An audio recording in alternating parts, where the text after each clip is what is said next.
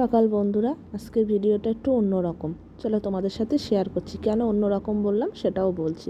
এখন বাজে ভোর 5টা মতো। দেখো, এখনও আমাদের এই পোস্টারের লাইটটা নেবানো হয়নি। রাত্রেবেলা যেহেতু জ্বালানো হয়, এখনও নেবানো হয়নি, এখনও জ্বলছে। আমি উঠে গেছি, উঠে গিয়ে সমস্ত কাজকর্ম সেরে নিচ্ছি, বাসি কাজ ফাজ।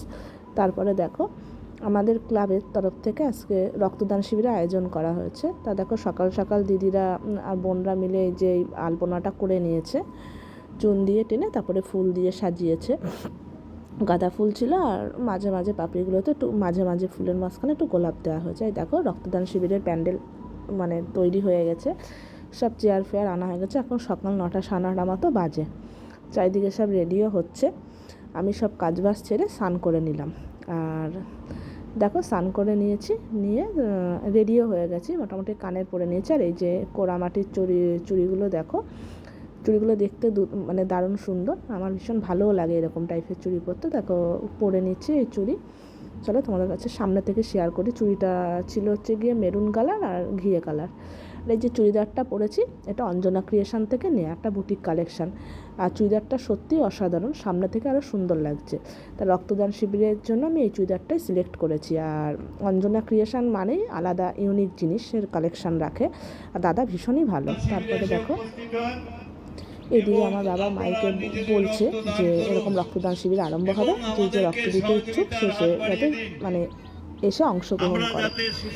আর দেখো, এখন 11টা 11:30 বাজে, 12টার দিকে যারা রক্ত নেবেন তারা আসবে।